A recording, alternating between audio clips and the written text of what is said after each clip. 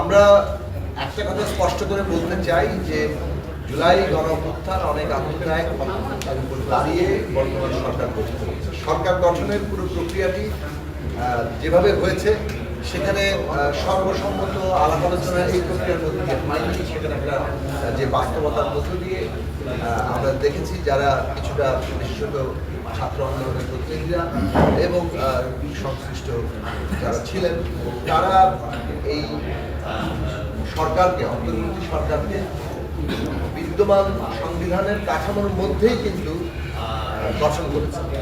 অর্থাৎ ১০৬-এর ছেদের মধ্যে দিয়ে তারা কোর্টের পরামর্শ নিয়েছেন এবং কোর্টের পরামর্শ নিয়ে একটা যাকে বলে ডক্ট্রিন অফ নেসেসিটি কিংবা একটা বিশেষ প্রয়োজনীয় মানে একটা বাস্তবতার প্রয়োজনে যে নীতি গ্রহণ করতে হয় যেটা সংবিধানে উল্লেখ নাই সেটা কোর্ট পরামর্শ দিয়েছে এবং সেই অনুযায়ী কিন্তু আসলে এই অন্তর্বর্তী সরকার তৈরি হয়েছে।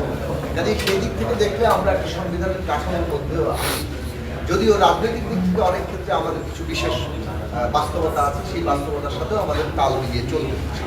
কিন্তু আমরা যেটা পরিষ্কার করে বলতে চাই এমন কোনো পদক্ষেপ নেওয়া ঠিক হবে না যাতে এই অন্তর্বর্তী সরকার যে ধারাবাহিক যে নিয়মের মধ্য দিয়ে গঠিত হয়েছে যে ধারাবাহিকতা আছে সেটা নিয়েই ক্ষতিগ্রস্ত হবে। মানে অন্তর্বর্তী সরকারের বৈধতা নিয়ে প্রশ্ন উঠবে কিংবা সংবিধান স্থগিত করার মধ্য দিয়ে এক ধরনের রাজনৈতিক অস্থিতিশীলতার পরিস্থিতি সৃষ্টি হবে। এইটা আমরা সকলকেই বলবো যে সচেতন সতর্ক থাকা দরকার যাতে করে আমরা এমন কোনো জায়গায় না যাই যেটা আমাদের জন্য বিপজ্জনক থাকবে। এখন যেভাবে প্রস্তাবটা করা হয়েছে কনস্টিটিউশনাল অর্ডার দেওয়া, একটা অন্তর্বর্তী সরকার যে নিজেই একটা সাংবিধানিক কাঠামোর মধ্যে আছে তারা একটা কনস্টিটিউশনাল অর্ডার কায়েম করতে পারে কিনা এইটা একটা প্রশ্ন হিসেবে এসেছে এবং এই কনস্টিটিউশনাল অর্ডার কায়েম করে তাকে গণভোটে নিয়ে যাওয়া এরও কিন্তু কোনো সাংবিধানিক ব্যাখ্যা নেই।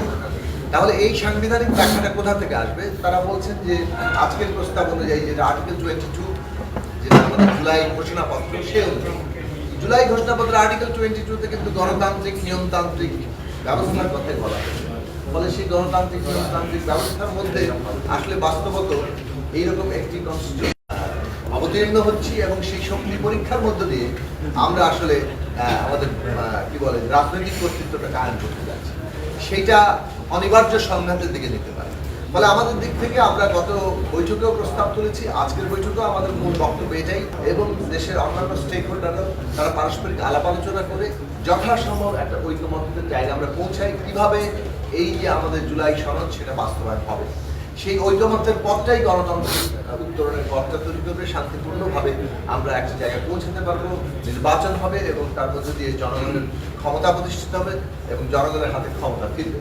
এই জায়গাটা অবশ্যই জনগণের হাতেই ক্ষমতা আছে বলে আমরা মনে করি, বর্তমান সরকারও জনগণের অভ্যুত্থানের রায়, কিন্তু একটা নির্বাচনী প্রক্রিয়ার মধ্যে দিয়ে যে গণতান্ত্রিক ব্যবস্থায় প্রবেশ করার সেই প্রক্রিয়ার কথা এখন এখানে ঐকমত্যের জায়গা তৈরি করার জন্য যথেষ্ট সময় আছে। আমরা ইতিমধ্যে উদ্যোগ নিয়েছি, বিভিন্ন রাজনৈতিক দলগুলোর সাথে আমরা কথা বলছি এবং সেই কথা বলার মধ্য দিয়ে আমরা আশা করি যে একটা ঐক্যবদ্ধ জায়গা আমরা পৌঁছে